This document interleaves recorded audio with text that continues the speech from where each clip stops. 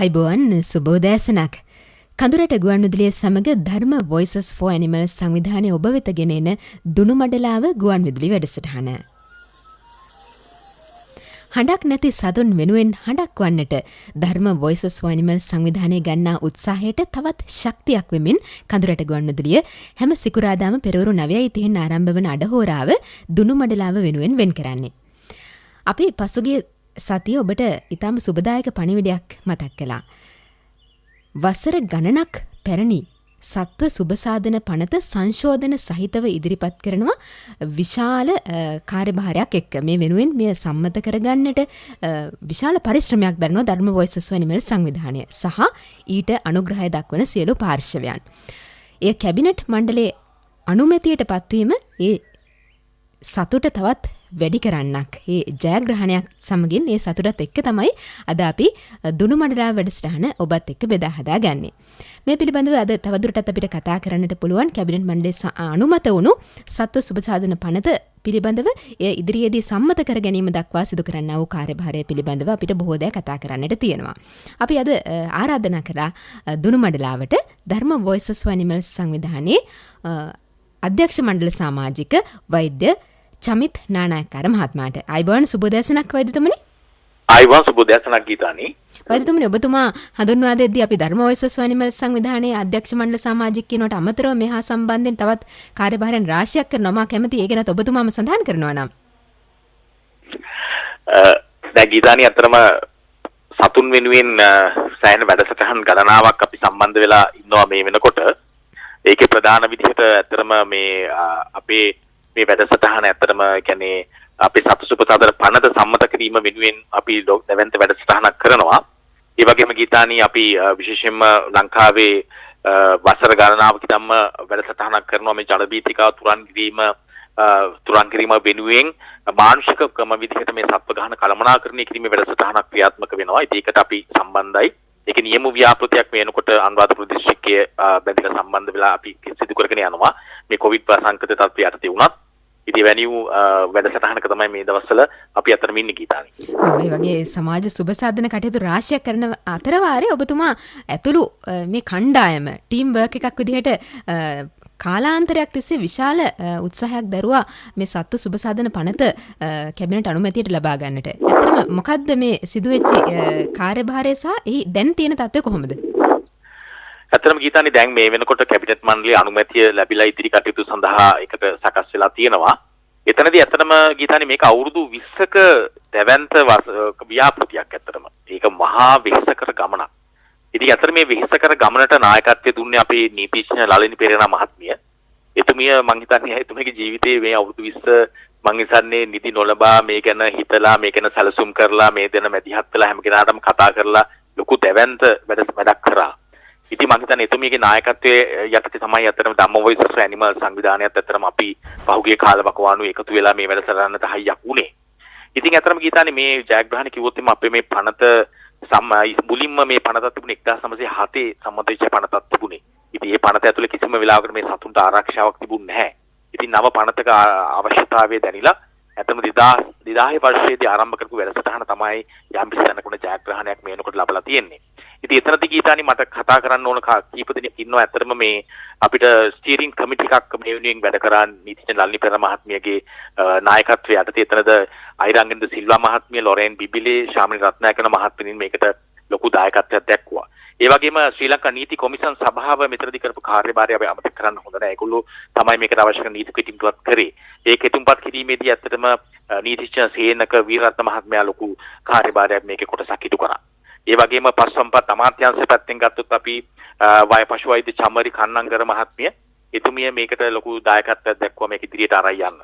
ඉතින් මේ වගේ විශාල ඊට අමතරව මම නම නොකියපු විශාල ප්‍රමාණයක් මම කියන්නේ මේක එක්තරා විදිහකට ගීතානි ලංකාවේ යම් කිසි වැඩක් එකට එකතු වෙලා කරපු වැඩක දවන්ත පිම්මක් කියලා මට හිතන්නේ. මොකද සියලුම සත්ත්ව සුබසාධන සංගම් තමන්ගේ තියෙන වෙනස්කම් එහෙම නැත්නම් අමනාපකම් ඉදිරිපාදිකම් අමතක කරලා දාලා එකම ඉලක්කයක් වෙනුවෙන් සත්තු වෙනුවෙන් වැඩ කරපු මොහොතක් මේක. ඒ නිසා මේකේ ජයග්‍රහණේ ගෞරවය මේ ජයග්‍රහණේ සතුට මේ හැම කෙනාටම හරිම හොඳින් විඳින්න පුළුවන්. එතකොට පහුගිය කාලේ ධම්ම වොයිසස් ෆොර් ඇනිමල්ස් විදිහට අපි මූලිකවම අපි කරපු දේ තමයි මේ විශේෂම කැබිනට් මණ්ඩලයට සහ පාර්ලිමේන්තු මන්ත්‍රීවරුන්ට මේ තියෙන පනත සම්බන්ධයෙන් පැහැදිලි කරලා මේකේ අවශ්‍යතාවය සහ එයාලගේ උදව් ලබා ගැනීමේ වැඩපිළිවෙල තමයි අත්‍තරම අපි ධම්ම වොයිසස් ෆොර් ඇනිමල් විදිහට මේකේ කරපු කාර්යභාරය. ඉතින් අපි සතුටුයි ගීතානේ දැන් මේ වෙනකොට ඒක කැබිනට් මණ්ඩලයේ අනුමත වෙලා තියෙනවා. එතකොට නමුත් යන්න තියෙන ගමනක් තියෙනවා මේ කැබිනට් මණ්ඩලයේ අනුමැතියෙන් පස්සේ මේක යන්න ඕන මේක නීතියක් විදිහට කෙටුම්පත් වුණාට පස්සේ නීතිපතිතුමාට යන්න ඕන ගිහිල්ලා ඒක නීතිපතිතුමා මේක ව්‍යවස්ථාවට අනුකූලද නැද්ද කියලා මේක සම්බන්ධයෙන් මේ පරිශීලනය කරන්න ඕන. හැබැයි එතනදී අපි දන්නවා මේක නීතිමය පැත්තෙන් කිසිම ගැටලුවක් වෙලා නැහැ මෙතන කියලා. ඊට පස්සේ මේක නැවත වාරයක් කෘෂිකර්ම පශු සම්පත් දෙපාර්තමේන්තුවට අමාත්‍යාංශයට ආවට පස්සේ ඊට පස්සේ තමයි කැබිනට් ගැසට් කරන්න කැබිනට් එකට යවන්නේ. එතනින් පස්සේ තමයි නැවත වාරයක් පාර්ලිමේන්තුවට යන්නේ. ඉතින් අපි හිතනවා මේක එච්චර පරක් වෙන්නේ නැතුව ඉක්මන් වෙයි කියලා. ඒ වගේම ගීතානේ මේ වෙලාවේ කියන්න ඕන තව විශේෂිතම කාරණයක් තියෙනවා. මොකද අපි දන්නවා කොවිඩ් කියන්නේ ඊටාම අපේ ආර්ථිකයට අපේ ජන ජීවිතයට හැම දෙයකටම ඊටාම දැවැන්ත විදිහට බලපෑමක් කරන මොහොතක් ඇත්තටම රටක් විදිහට ලෝකෙටම. ඉතින් ඒ වගේ මොහොතක මම ඊටාම ස්තුතිවන්ත වෙනවා අපේ ජනාධිපතිතුමා ඇතුළු මේ රජයට. මොකද මෙවැනි මේ තත්ත්වයක් යටතේ වුණත් මේ සත්ත්ව සුබ සාධන පනතට වටිනාකමක් තියලා ඒගොල්ලන්ගේ කැබිනට් මණ්ඩලයේ මේ සාකච්ඡාවට මේක ගැනීම සම්බන්ධයෙන් අනිවාර්යෙන්. මොකද මේ මොහොතේ අපිවත් බලාපොරොත්තු වෙන්නේ නැහැ මෙච්චර ඉක්මනින් මේක ගනී කියලා. මොකද මේක කල් ගොඩක් ඇදිච්ච එකක් සහ මේ තියෙන රටේ තියෙන වටපිටාව ඊටාම වෙනස්කාරී ගොඩක් දේවල් ගැන සාකච්ඡා කරන්න තියෙන මොහොතක. නමුත් මේ වෙලාව ගැනීම සම්බන්ධයෙන් අපි ඇත්තටම ඊටාම සතුටු වෙනවා සහ අපි ඒකට ගෞරවයේ රජයට පුද කරනවා. මොකද ඇත්තටම මේක තමයි ගීතානි බෞද්ධ රටක බෞද්ධ බහුතරයක් ඉන්න රටක.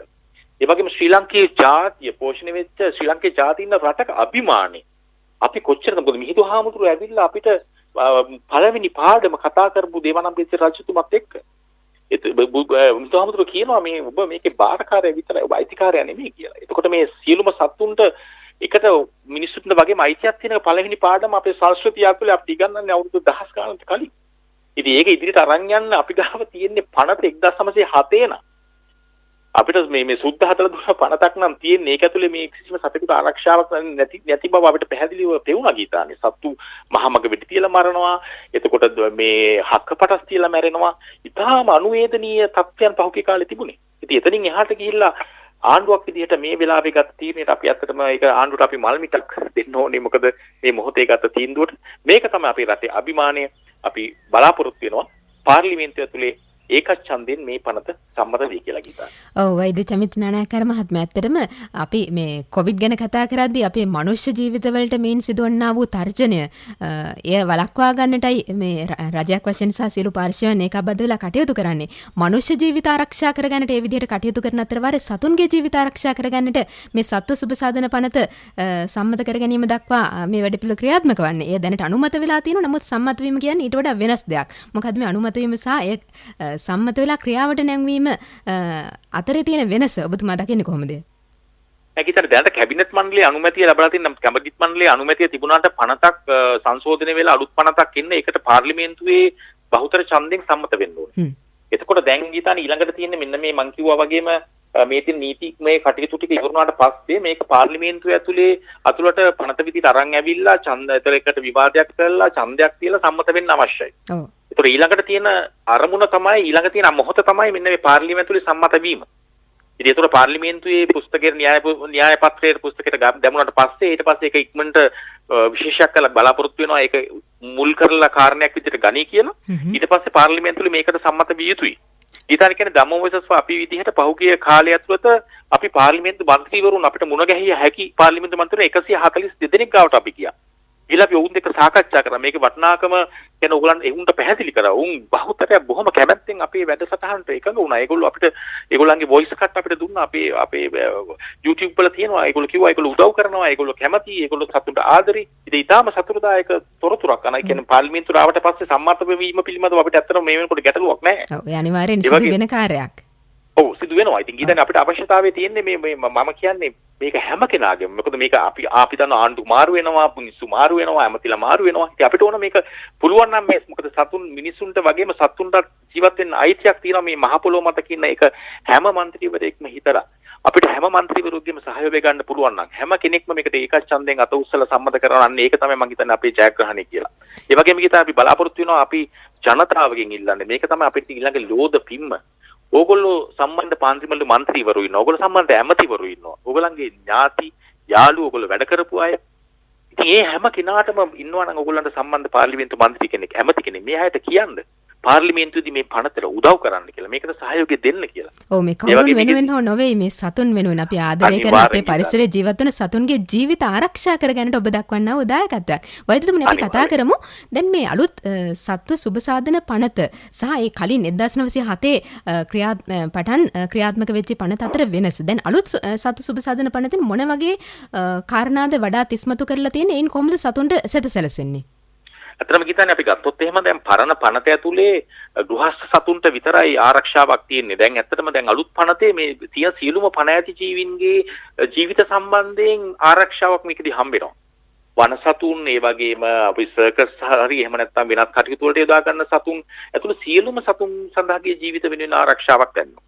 ඒතර අපි දන්නවා ගිතානේ සමාජයක නීති සහ රීති තියෙනවා. ඒතකොට මිනිසුන් රීතියක් විදිහට මිනිසුන්ගේ විනය තියෙනවා නම් මිනිස්සු අනිවාර්යයෙන්ම අනික් කෙනාට ගරු කරනවා නම් අනික් ජීවින්ට ගරු කරනවා සතුන්ට ගරු කරනවා නම් ඇත්තටම සමාජයක් ඇතුළේ නීතියක් අවශ්‍ය වෙන්නේ නැහැ. නමුත් හොඳ මිනිස්සු බහුතරයක් ඉන්න අතරේ අතලොස්සක් ඉන්නවා නරක මිනිස්සු. ඉතින් මේ නරක මිනිසුන්ව පෙළගස්සන්න අවශ්‍යයි නීතියක් දාලා. ඒගොල්ලන්ට යම් විදිහකට දඩ මුදලක් එහෙම නැත්නම් ඒගොල්ලන්ට සිර දඬුවම් දීලා හරි අපිට සිද්ධ වෙනවා ඒගොල්ලන්ට කියන්න අඩුම තරමින් උඹලාට වගේම මේ සතුන්ලා ජීවත් වෙන්න අයිතියක් තියෙනවා. ඒ නිසා මේවා කඩ කරන්න එපා.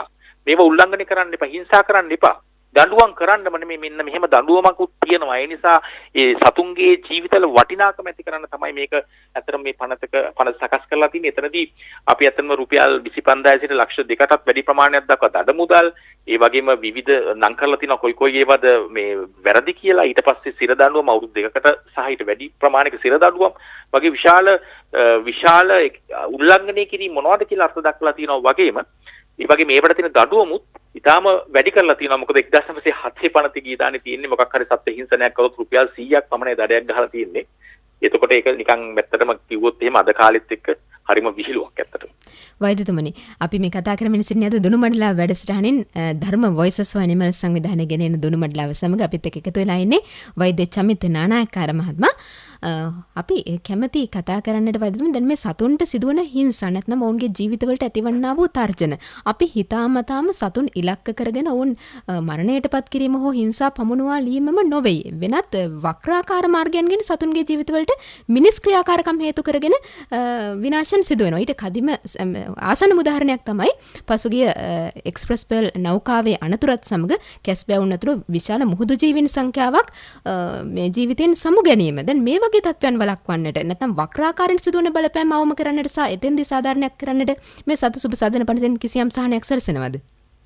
ඔව් ඇත්තටම ගීතානේ මෙහෙමයි. දැන් අපි දන්නවා සාමාන්‍යයෙන් අපි මොකක් හරි අනතුරක් රටකට වෙන්න යනකොට ඇත්තටම මේකට අදාළ අංශ තියෙනවා. ඒ අංශවල විශේෂ අවධානයක් මේකක් යොමු වෙන්න ඕන. එතනින් පස්සේ වෙන්න ඕන මොකද්ද කියන එකට ඇත්තටම.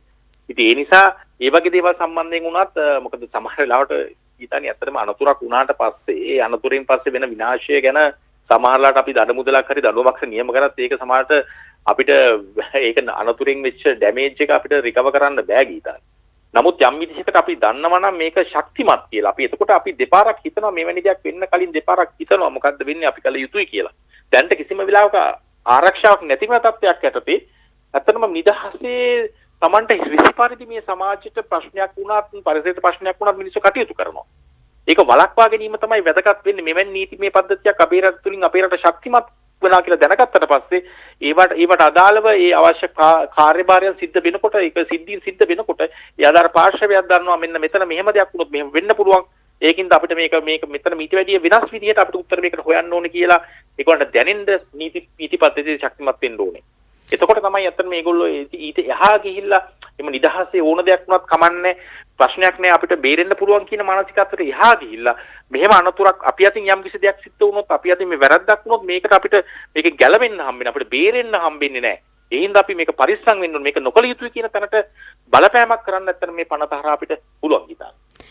ඔව් එදිරිමනි දැන් මෙතෙන්දී දැන් ධර්ම වොයිසස් වනිමල් සංවිධානයේ සමාජිකින් වගේම ඊට එකතු වෙලා ඉන්න කණ්ඩායම මේ හැමදෙනාම එකතු වෙලා මෙය අනුමත කර ගැනීම දක්වා විශාල වැඩ කොටසක් කළානේ. මෙතනින් එහාටත් මම හිතන්නේ ඔබතුමන්ලා මේ කණ්ඩායමක් විදිහට මේ අදහස නැත්නම් සතුන් වෙනුවෙන් හඬක් නැංවීමේ ක්‍රියාවලිය ඉදිරියටත් ක්‍රියාත්මක කරනවා. ඒ සඳහා මොන වගේ වැඩසටහන්ද දැන් මේ පවතින තත්ත්වයට බොහෝ දුරට අපිට සමාජගත වන්නට හෝ සමාජයේ පිරිස ඒකරාශී කළ වැඩ කටයුතු කරන්න අමාරු වේවි. නමුත් අපිට තියෙන පාසුකම් යටතේ මේ දුරස්ත තාක්ෂණය උපයෝගී කරගෙන හෝ ඒ කටයුතු සිදු කරගෙන යන්නේ කොහොමද මේ කාලවකවානුව තුළ? ඇත්තටම ගීතානි අපිට පුළුවන් වුණා මේ අපේ දැන් ඔය අපි മന്ത്രിවරු පෞද්ගලිකව හම්බෙලා ඒගොල්ලොන් එක මේ කරන සාකච්ඡා කරලා මන්ත්‍රීවරු 142 දෙකකින් අවශ්‍ය කරන ඒ කියන්නේ ස්ටේට්මන්ට්ස් කියන්නේ ඒගොල්ලන්ගේ ප්‍රකාශ ගත්තට පස්සේ ඊට පස්සේ අපිට පුළුවන් වුණා මොකද සමහරවිට කොවිඩ් තත්ත්වයන් යනදී අපේ බැංකුව ගාවට යන්න බැරි වුණා. ඉතින් අපි කරේ ඒගොල්ලන්ට ඊමේල් අපි අපේ රටේ ඉන්න ලංකාවේ හැමතැනම ඉන්න අපේ ධම්මවේසම සමාජිකයන්ට සහ අනිකුත් අපේ හිතවතුන්ට අපි කිව්වා මේ මෙන්න මේ මන්ත්‍රීවරුන්ට මේ ඇමතිවරුන්ට ඊමේල් මගින් පණිවිඩය යවන්න කියලා. කියන්නේ හිතා ගන්න බැරි විදිහට මේක සාර්ථක වුණා.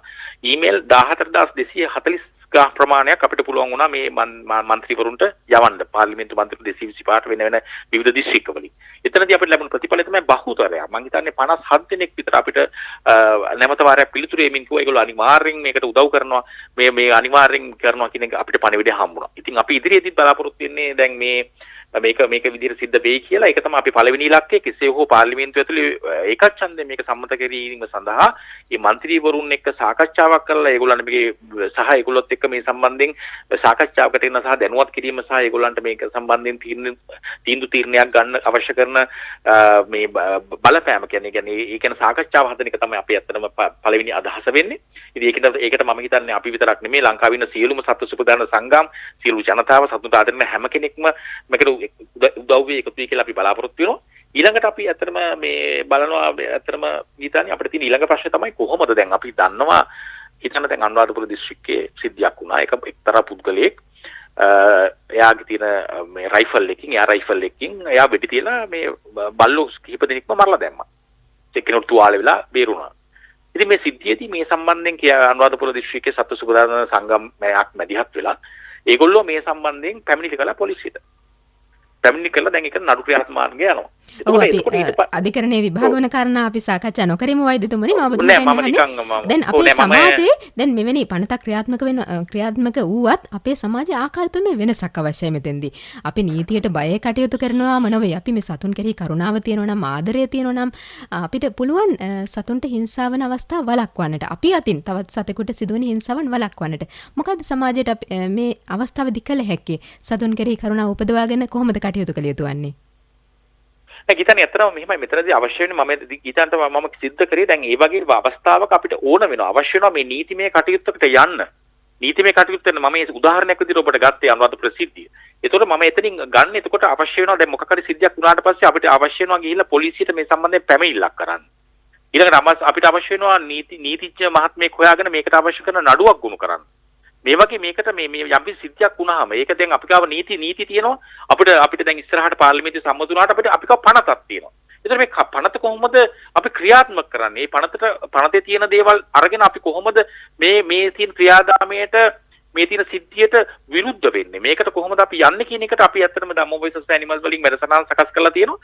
ඒ තියෙන අපි මේක අවශ්‍ය වෙච්ච කියන්නේ මේ පනත සම්මුච්ච ගමම් අපි බලාපොරොත්තු වෙන ලංකාවේ තියෙන සියලුම පොලිස් ස්ථාන පොලිස් ස්ථාන සම්බන්ධ කරගෙන ඒගොල්ලොන්ව දැනුවත් කිරීමට මේ ස්වනත සම්බන්ධයෙන් දැනුවත් කිරීමට වැඩසටහනක් අපි සකස් කරලා තියෙනවා. අපි ඉදිරියේදී සම්මත වෙච්ච ගමන් පළවෙනි වැඩසටහන තමයි අපි පොලිසිය මහතුරු සියලු දෙනාම ලංකාවේ අය දැනුවත් කරනවා.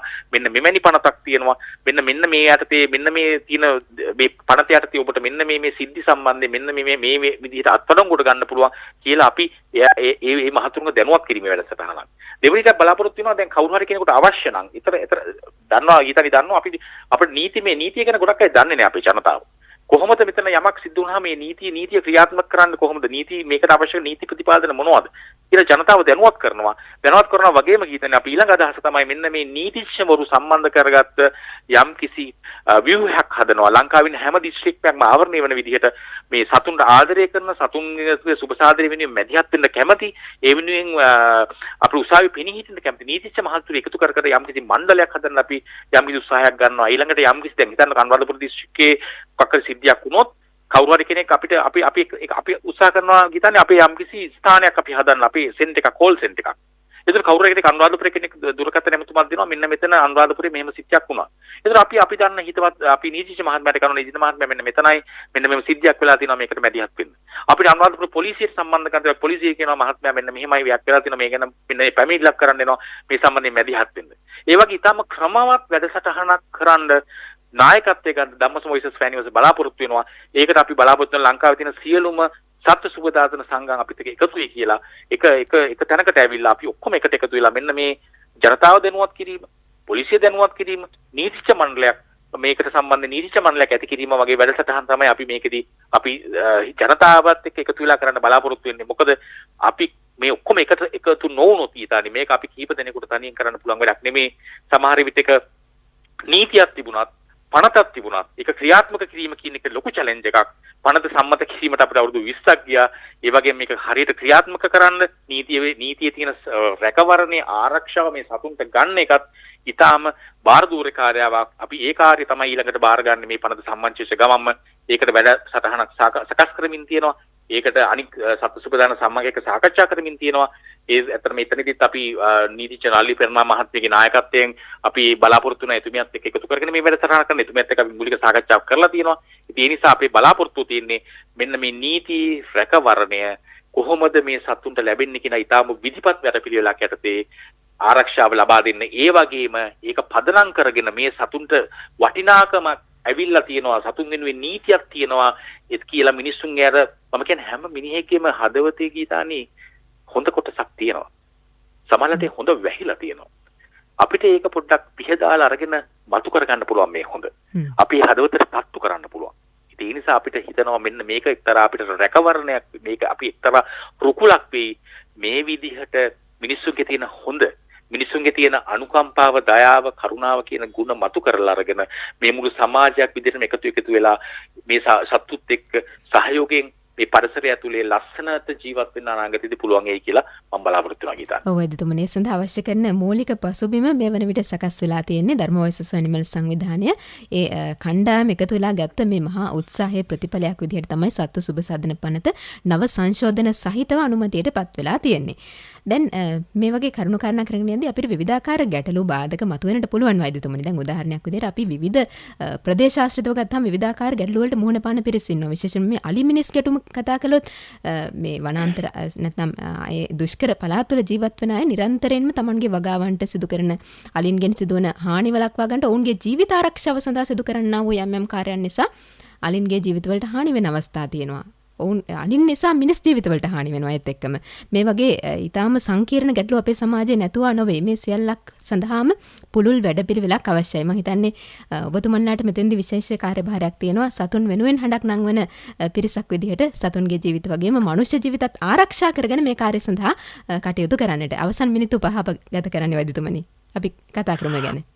ගිරන් ඇත්තටම අලි සාමාන්‍ය ඕනම ලෝකේ තියෙන ඕනම රටක ජනගහනය වැඩි වෙනකොට සංවර්ධන ක්‍රියාදාමයන් වෙනකොට ඇත්තටම අපි තියෙන පරිසරය පුළුල් වෙනවා. එතකොට සමහර තැන්වලදී මේ පරිසරයේ තියෙන වන ප්‍රදේශය කියන එක ආරක්ෂා කිරීම කියන එක ඇත්තටම ගීතානේ යම් විදියකට රටක ප්‍රතිපත්තියේ වශයෙන් නීතිමය වශයෙන් සිද්ධ වෙන්න ඕන කරුණු කාරණාවක්. එතකොට ඒක මම හිතන්නේ ඒකද දැන් අපි අලි මිනිස් කැටුම කියන එක කතන්දර විශ්සිද්ධිය ගත්තොත් එහෙම ඇත්තටම මෙතන අපි මිනිසා විසින් අලින්ගේ බිම් ප්‍රදේශවල ජනාවාස ඉදිකිරීම කියන ගැටලුවත් එක තමයි ඇත්තටම මේක ඇති වෙන්නේ. හැබැයි ජනගහනය වැඩිවීම එක්ක මේ ජනාවාස ඉදිකිරීම සහ සංවර්ධන ව්‍යාපෘති කියන එක අපිට වළක්වන්න පුළුවන් කාරණේකුත් නෙමෙයි. හැබැයි එතන හොඳ කළමනාකරණයක් තියෙන්න ඕනේ මේ සතුන්ගේ තියෙන සංචරණය, සතුන්ගේ තියෙන ආහාර අවශ්‍යතාවය, ජල අවශ්‍යතාවය කියන එක හරියටම ඇනලයිස් කරලා කලින් ඒක න හොඳට සමීක්ෂණයක් කරලා ඊට ගැළපෙන විදිහට ඔවුන්ට ජීවත් වෙන පරිසර නිර්මාණය කිරීම මං හිතන්නේ රටක් විදිහට ආණ්ඩුවක් විදිහට තියෙන වගකීම. ඉතින් මට මතකයි මේ පාර ඉතා ක්‍රමවත්ම කියන්නේ හොඳින් ගහන්න ඉතා සැලසුම් සහගත අලිපටක් කැසීම පිළිබඳ සාකච්ඡාවක් පෞගේ කාලේ තිබුණා. මං හිතන්නේ ඒක ආණ්ඩුවෙන් ඒකට මුදලුත් වෙන් කරලා තියෙනවා. ඉතින් මම ඉදිරියේදී බලාපොරොත්තු වෙනවා මේ ක්‍රමානුකූලව මෙන්න මේ වැට ඉදි කරනවා නම් ක්‍රමානුකූලව මෙන්න මේ සතුන්ට ඕන කරන ගම්බිම් ටික සතුන්ගේ ජීවත් වෙන පරිසරය ආරක්ෂා කරන්න වැඩපිළිවෙලක් හදනවා නම් ඒක තමයි අපේ වගකීම වෙන්න ඕනේ. එතකොට මෙන්න මේ මිනිසුන්ටත් සතුන්ටත් දෙගොල්ලන්ටම කරදරයක් නොවි ඒ තියෙන ජනාවාස ටික කල් මිනිසුන්ට ජීවත් වෙන්නත් පුළුවන්, සතුන්ටත් නිදහසේ ජීවත් වෙන්න පුළුවන්. ඉතින් මේක ක්‍රියා කරන්න වෙන්න ඕනේ. ඒක රජයේ වගකීම. මම හිතන රජයේ සඳහා අවශ්‍ය කරන ක්‍රියාමාර්ග ගන්න අවශ්‍ය කරන සැලසුම් හදමින් ඉන්නේ. මම හිතනවා මේ සැලසුම් ටික ඉතා ඉක්මනින් ක්‍රියාත්මක කරලා මෙන්න මේ අලිපිටිස් කැටුම නතර කරන්න තිතක් තියෙයි කියලා මම බලාපොරොත්තු වෙනවා. හොඳයි ධර්ම වොයිසස් වනිමල් සංවිධානයේත් එක්කම සතුන් වෙනුවෙන් පෙනී සිටින අනිකුත් ආයතන සහ පාර්ශවයන් මේ සියල්ලක් එක්කම අපේ රටේ ජනතාව මොන වගේ ආකල්පයක් දක්වන්නේ මෙවැනි වැඩපිළිවෙලක් කරගෙන යද්දී ඔවුන් ඔබට හමු වෙනවා ඇති විවිධ අදහස් ප්‍රකාශ කරනවා ඇති මේ වැඩසටහන් ගැන මොකද්ද සමාජයෙන් ලැබෙන ප්‍රතිචාර?